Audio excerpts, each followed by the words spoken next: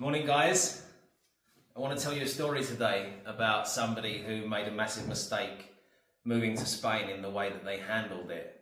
And this is specifically related to digital nomad visa applicants. So you may know me as the guy that helps everybody move to Spain, Costa Blanca.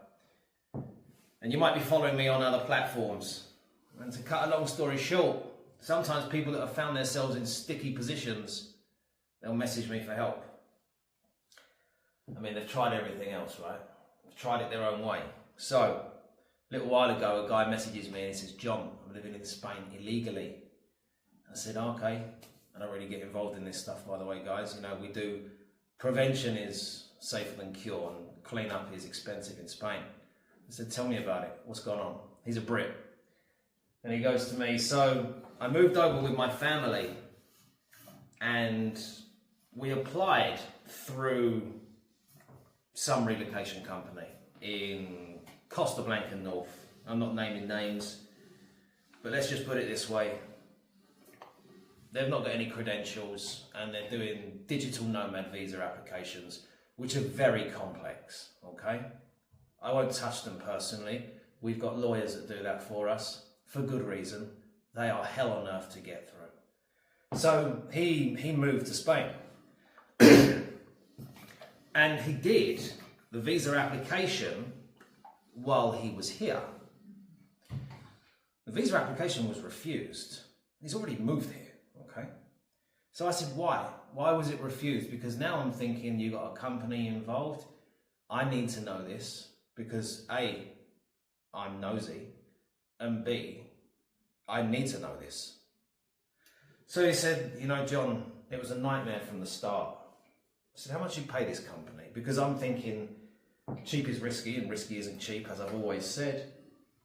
And he said, "Well, you know, we paid €500 per person."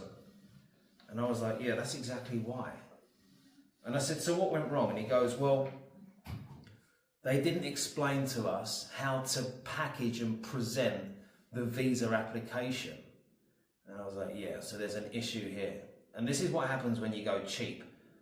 People are all right to take your money in Spain, but if it falls apart, they don't know how to put it back together or rescue, let's say, a botched application.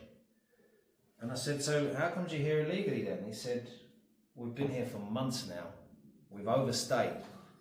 And you've got to imagine it like this. He's a family of 3 with children, a child in Spain and a wife, illegally here. Now, I asked him, "Did you get a refund on the money that you spent with this immigration setup?" And obviously he said no. I mean, I knew that. You're not going to get your money back off of people in Spain because they'll just blank you, you know. So I said, "This is a tricky one, you know. The first thing that you should have done was use a bar-associated immigration lawyer that handles this every single day of the week. No, can you do a digital nomad visa?" Speaking to a lawyer now, okay? So if you say to a lawyer, "Can you do a digital nomad visa?" and they say, "We could do," you say, "No, I want to hear that you do this every single day."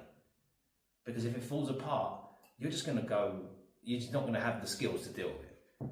So mistakes were made. Now, the bigger issue here is, he's basically an illegal immigrant in Spain with a family. He's found himself as an illegal immigrant in Spain with a family, living under the radar. There are serious complications to this. Firstly, he can't even leave the country. He can't really have anything to do with the authorities, because if they realise that he's here illegally, well, obviously questions are going to be asked.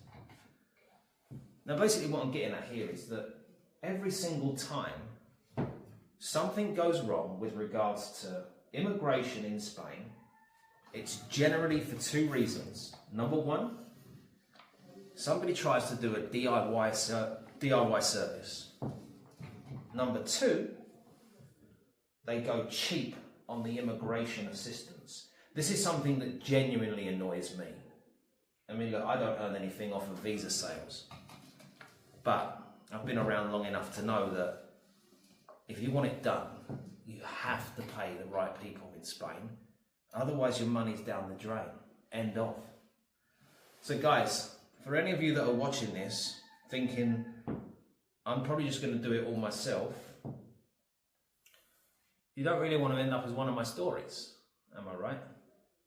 Because most people will come to me and say, John, we've been following you for ages. It all went wrong. And then I'm worried because I'm thinking, I wonder what your client number is. And then I realize they don't have a client number. And of course they don't have a client number. My clients don't make these mistakes. It's only people that want to do their own thing. You've got to handle this correctly, guys.